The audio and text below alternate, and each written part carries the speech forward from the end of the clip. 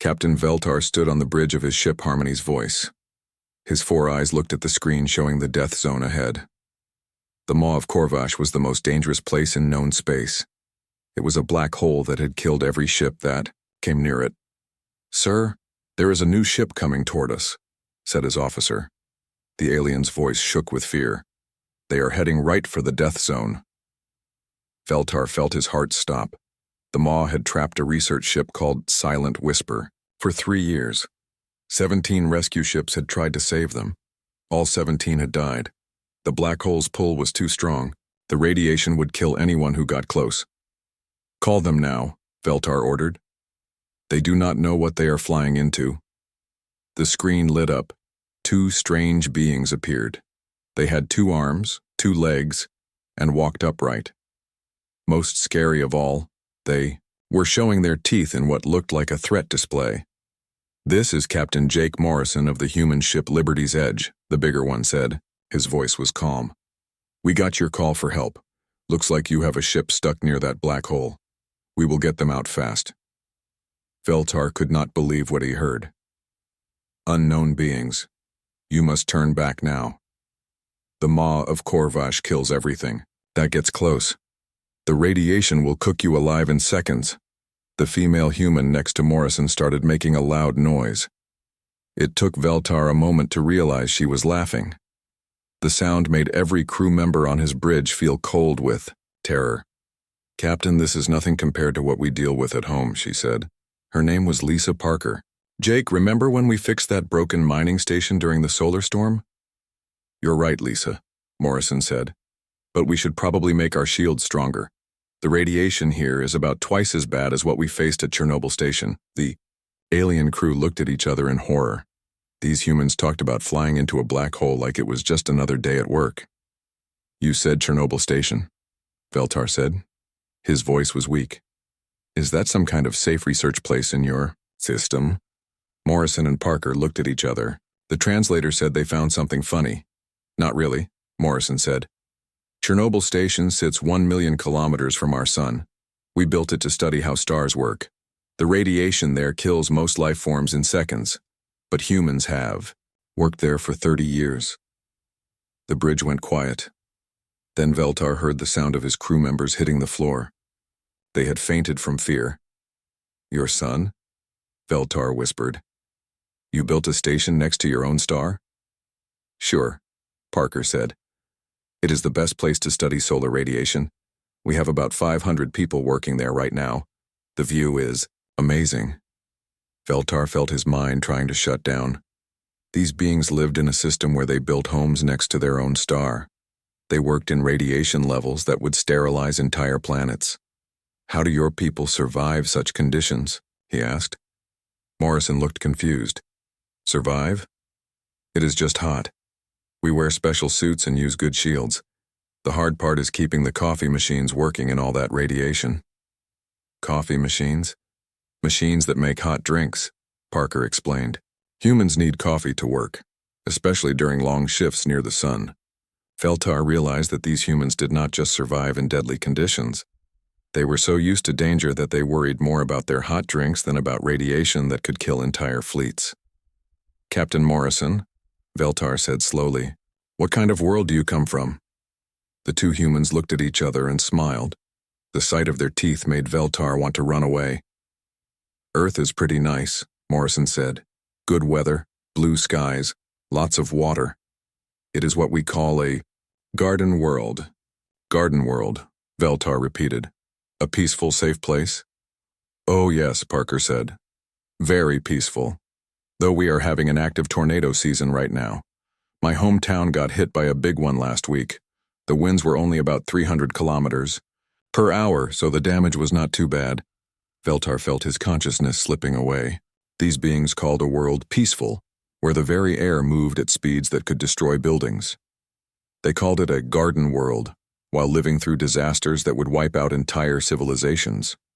"Only 300 kilometers per hour?" he managed to ask. "That was a small one," Morrison said. "The big tornadoes can reach 500 kilometers per hour. Those are exciting to watch from a safe distance." "Exciting," Veltar repeated weakly. "Oh yes, Parker said. Humans love extreme weather. We have storm chasers who drive right into tornadoes just for fun. Some people pay money to experience hurricanes and earthquakes. The last thing Veltar remembered before fainting was the sound of human laughter echoing through his bridge. These beings did not just survive on a death world. They thought it was fun. 3 hours passed. Veltar watched his screen in complete shock. The impossible was happening right in front of his eyes. The human ship Liberty's Edge had flown straight into the death zone around the black hole. Every alien expert said this meant certain death. But the human ship was not only alive, it was moving around inside the deadly area like it was taking a slow walk in a park. Harmony's voice, "This is Parker calling," came the voice from the human ship. "We found your people. Their engine is broken pretty bad. We are going to pull them out with our tractor beam." "Impossible," Veltar whispered. His hands shook as he held the communication device. "No tractor beam works near a black hole. The gravity is too strong." His science officer looked at his instruments with wide eyes. "Sir, they are not using normal tractor beam technology. Their ship is making its own gravity field to fight against the black hole."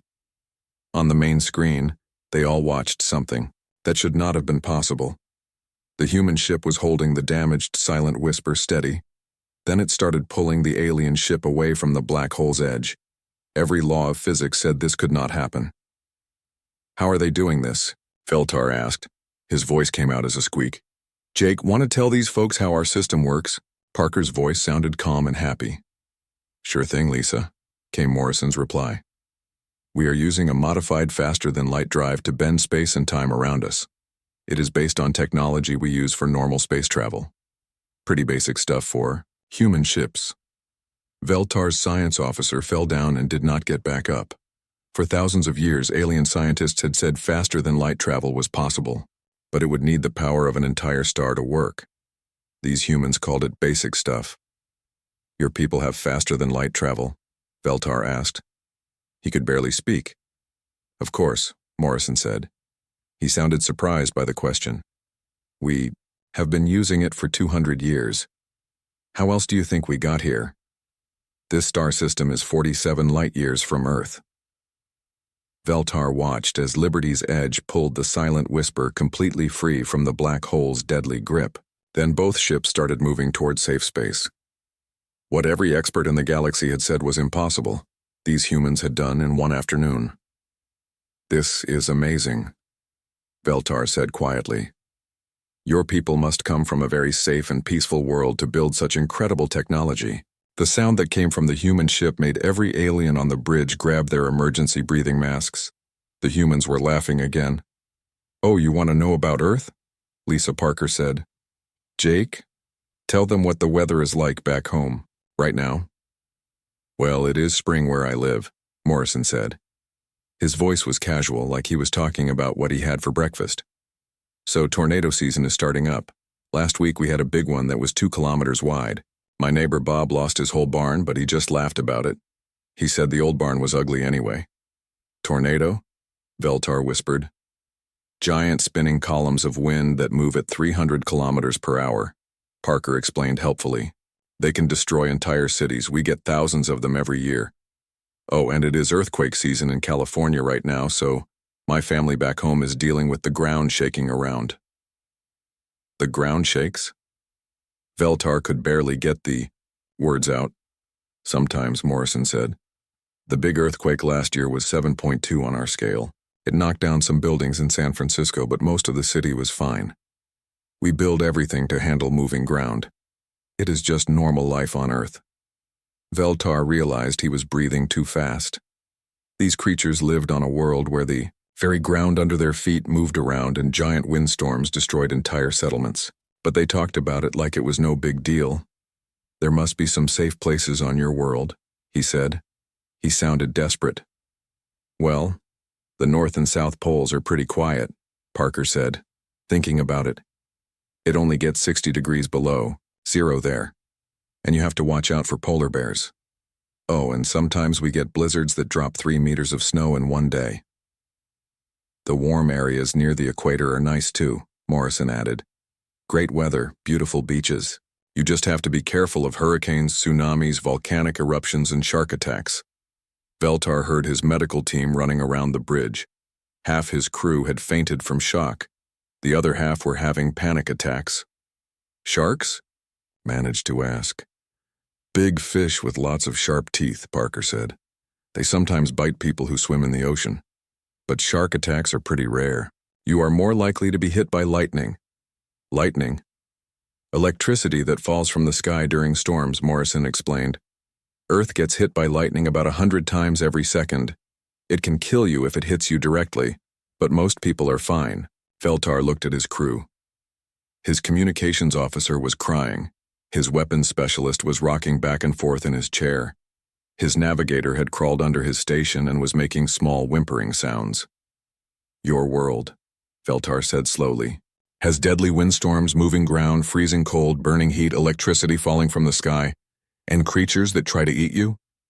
That is just the basic stuff, Parker said cheerfully. We also have volcanoes that spit out melted rock, diseases caused by tiny invisible creatures, poisonous plants and animals, and areas where the very air will kill you if you breathe it. And you call this a garden world? Veltar asked. Oh, yes, Morrison said. Earth is beautiful, perfect for raising families and having a nice, peaceful life. Veltar finally understood something important. These humans did not just come from a dangerous world. They came from a world so deadly that they thought flying into black holes was easy compared to living at home. No wonder you are not afraid of anything, he whispered. Afraid? Parker laughed. Why would we be afraid? This rescue mission is actually pretty relaxing compared to a normal day on Earth. As Veltar watched the human ship fly safely away with the rescued aliens, he realized that the galaxy had just met its first species of Deathworlders, and they thought everything was funny. 6 months after first contact, a group of alien diplomats got ready to visit Earth. The humans had warned them many times to bring the right equipment for safety, but nothing could have prepared them for what they would find. Ambassador Kelthon, of the Andromedan Collective, stood inside his special protection suit. The suit would keep him alive on the human homeworld. It had its own air supply, radiation shields, and temperature controls. It could protect him from what humans called nice weather. Are you sure this suit will keep me safe? He asked Carol, Bennett. She was a human diplomat who worked as Earth's first ambassador to other worlds. Oh, absolutely, Bennett said with a smile. We picked one of the calmest days of the year for your visit. It will only be 35 degrees today with 80% humidity. Perfect beach weather. Kelthon's suit computers told him these conditions would kill him in minutes without protection. The humans called this perfect weather. Their shuttle landed at something called Kennedy Space Center in a place called Florida. When the doors opened, Kelthon was hit by the violence of Earth's environment. The air itself was moving in dangerous currents that humans called a nice breeze. Beautiful day, said the human pilot. His name was Danny Walsh. He walked outside wearing only thin pieces of cloth on his body. Though it looks like we might get a thunderstorm later. Thunderstorm? Kelthon asked nervously. Just some lightning and rain, Bennett explained. Danny, what does the weather report say? About 40,000 lightning strikes per hour across the state, Walsh replied casually. Should be pretty to watch tonight. Kelthon's suit detected electromagnetic energy in the atmosphere. The energy was strong enough to destroy a small spaceship. The humans called this pretty to watch. As they walked around the facility, Kelthon learned about more of Earth's casual horrors. The humans grew their food in dirt that was full of billions of tiny living things. Many of these tiny creatures would be considered biological weapons on other worlds. The humans ate and drank things that were poison to most galactic species. They called these things coffee and beer. This is our cafeteria, Bennett said. She led him to a big room where humans were eating various substances. Would you like to try some Earth food? Kelthon's suit immediately started giving him warnings. It analyzed the nearby food and drinks. There were concentrated chemicals that would cause burns, fermented plant matter with alcohol, and something called chocolate that had enough poison to kill most alien species. That human over there, Kelthon pointed to a man drinking a dark liquid. Is he sick? Oh, that is just Pete having his morning coffee. Bennett laughed. He likes it strong. That is probably his third cup today. Kelthon's analysis showed the liquid had enough caffeine to stop the heart of any known alien species. The human named Pete was drinking it by choice, multiple times every day. Ambassador Bennett, Kelthon said carefully, your species seems to have evolved on a world of incredible danger. How do you keep any population alive at all? Bennett looked confused. Danger? Earth is actually pretty mild compared to some worlds we have explored. Mars is much more challenging, and don't get me started on the Europa research stations. Now those places are dangerous. Mars? Europa? Other worlds in our solar system. Mars has an atmosphere that is 95% poison gas, dust storms that last for months, and temperatures that drop to -80 degrees. We have about 50,000 people living there now. Europa is even more interesting. It is a moon covered in ice with an ocean underneath. The radiation would kill most life instantly, but our researchers love working there. Kelthon realized that humans did not just survive on one death world. They actively moved to other worlds that were even more deadly. The research teams on Europa, he asked weakly. Do they need lots of protective equipment? Well, they need radiation suits for outside work, Bennett said. But the underwater cities are pretty comfortable. We have families living there permanently now. The kids love swimming in the subsurface ocean. Children, human babies were being raised in radiation that would sterilize entire planets. Would you like to meet some of them? Bennett asked. We have a school group visiting the Space Center today. 3rd graders from Orlando Elementary. 3rd graders? 8-year-olds. They are here to learn about space exploration. Most of them want to be astronauts when they grow up. Kelthon watched as a group of small humans ran around the facility. They were completely unprotected in an environment that required him to wear a full survival suit. They were laughing and playing in conditions that would kill adult members of most galactic species in seconds. How old are humans when they begin survival training? He asked. Bennett looked confused. Survival training? You mean like camping? Some kids start around age 6 or 7. Why do you ask? These young ones have received extensive conditioning to survive in hostile environments? Oh, you mean growing up on Earth? Bennett laughed. I guess that is one way to look at it, but we don't really think of it as survival training. Kids just learn to swim, ride bikes, play outside. Normal childhood stuff. Normal childhood included voluntary immersion in water that could drown them, balancing on unstable mechanical devices, and extended exposure to radiation from their star. Kelthon was beginning to understand why first contact protocols had required complete changes after meeting humanity. One of the small humans ran up to them. She had bright yellow hair and was missing several teeth. Are you an alien? She asked Kelthon directly. Yes, I am from another world, he replied through his suit speaker. Cool, the child said. Do you want to see my pet snake? I caught him in my backyard yesterday. She held up a container with a long, thin creature inside. Kelthon's suit immediately identified it as a venomous reptile capable of killing most adult aliens. Sarah, remember what we said about bringing wild animals to school, Bennett said gently. But he is really friendly, Sarah protested. He only tried to bite me twice. The child had voluntarily captured a deadly predator and called it friendly because it had only attempted to kill her twice. That is very brave, Kelthon managed to say. Want to hold him? Sarah offered. Perhaps another time, Kelthon said quickly. As they continued the tour, Kelthon met more humans who casually described their daily lives. A teacher named Mike talked about taking his students on field trips to active volcanoes. A scientist named Dr. Williams explained how she studied hurricanes by flying directly into them. A maintenance worker named Joe mentioned that he had been struck by lightning 3 times and thought it was funny. By the end of the day, Kelthon understood something that would change galactic politics forever. Humans did not just come from a dangerous world. They came from a world so deadly that they had no concept of what other species considered dangerous.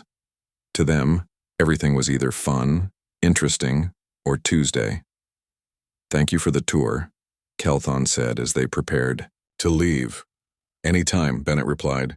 Next time you visit, we should take you to see some of our extreme sports. Skydiving, mountain climbing, deep-sea diving. You would love it.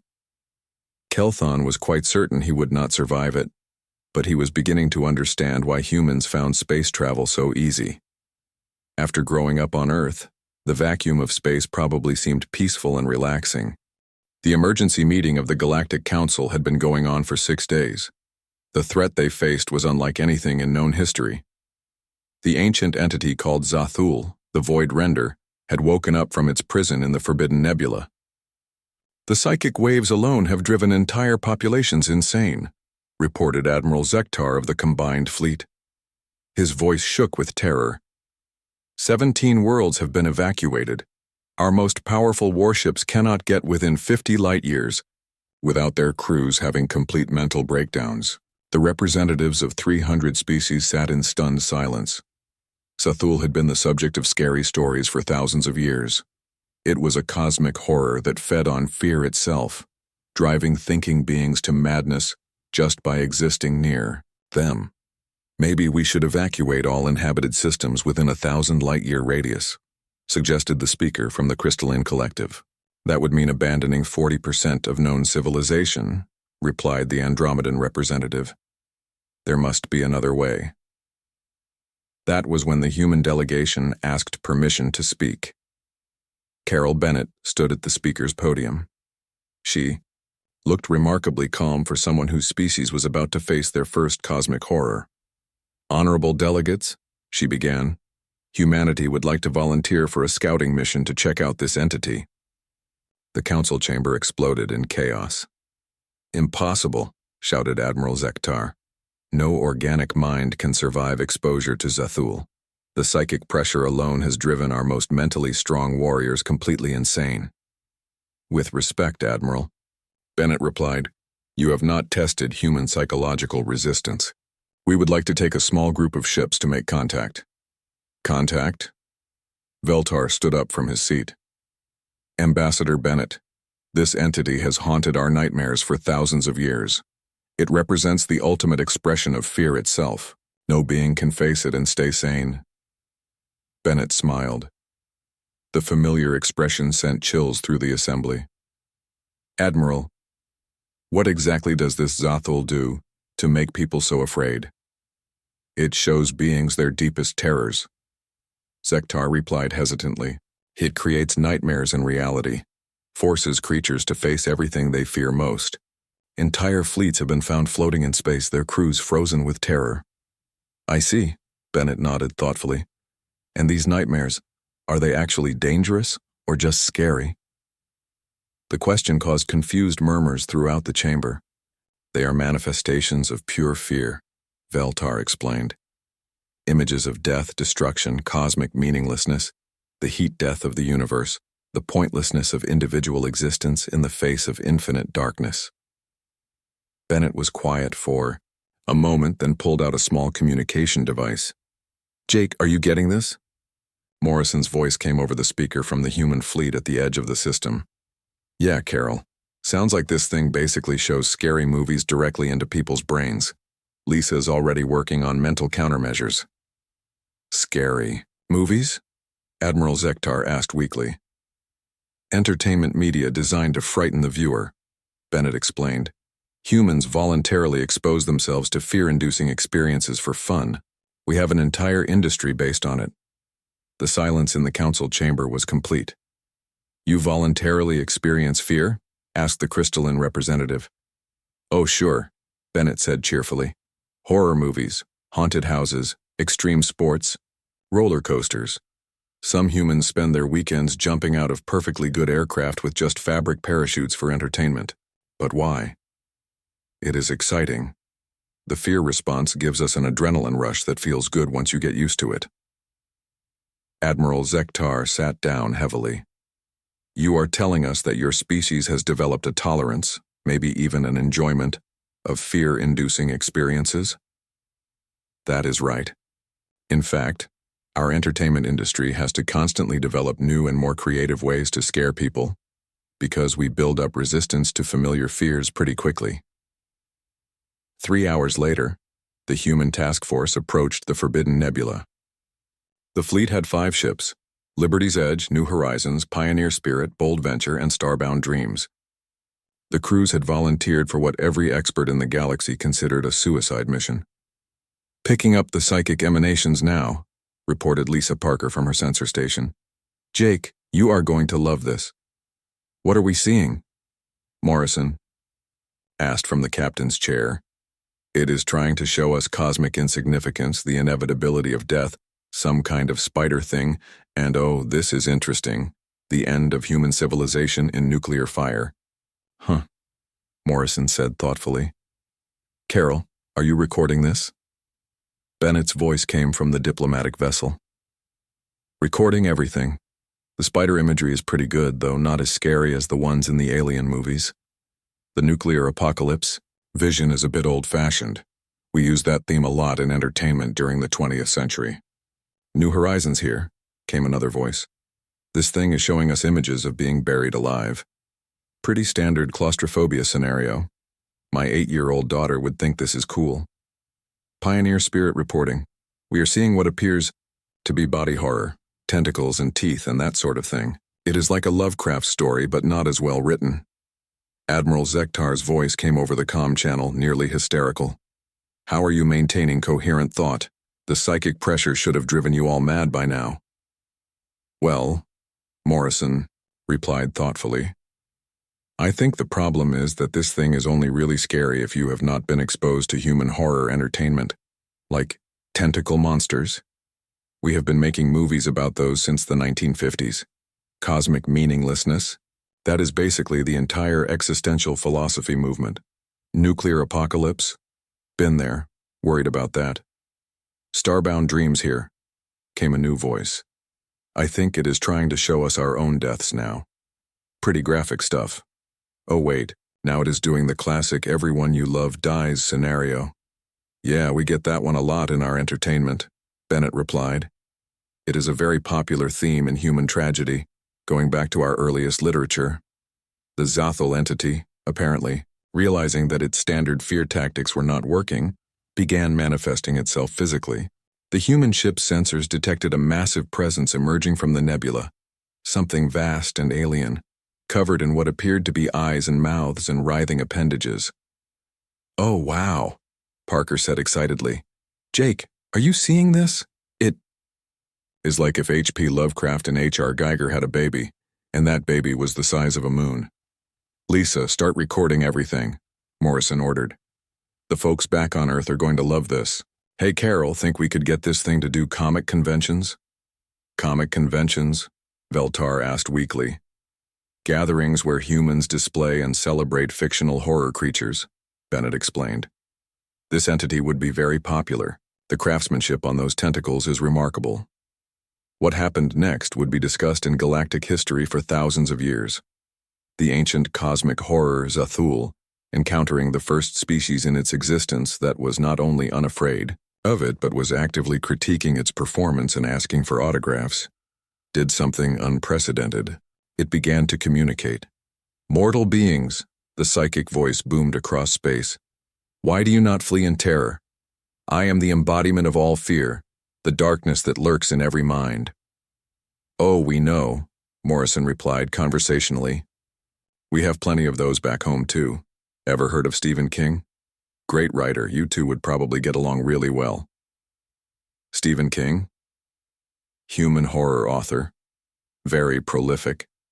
He has written about psychic entities, ancient evils, cosmic, horrors, killer clowns, haunted hotels, you name it. I bet he would love to meet you." There was a long pause. "Killer clowns? Oh yeah, that is a classic. See, humans have this natural fear of things that look friendly but are not. So we created these entertainers called clowns, and then we made stories about evil versions of them. Very popular. There is this one called Pennywise that is a lot like you, actually." "I do not understand. You create images of fear for entertainment?" "Sure do," Bennett chimed in. "We have thousands of years of horror stories, movies, games, books. Fear is one of our favorite emotions to explore safely." "Safely?" "Well, yeah. The scary stuff in our stories is not real, so we can experience the thrill of fear without actual danger. It is like practice fear. For fun. Another long pause. No species has ever. I have terrorized galaxies. And you are very good at it, Parker said encouragingly. Really top-notch horror imagery, but we are kind of used to this stuff. Want to see some of our work? What followed was the most surreal first contact in galactic history. The human fleet transmitted several thousand hours of horror entertainment to the cosmic entity Zathul, who spent the next 3 days reviewing human approaches to fear, terror, and psychological horror. The final transmission from the entity was unprecedented. Humans, Zathul's voice had taken on what could only be described as a thoughtful tone. Your species is fascinating. You have weaponized fear itself for recreation. I would like to learn more about this. Perhaps we could collaborate. And that was how humanity became the first species in galactic history to recruit a cosmic horror as a consultant for their entertainment industry.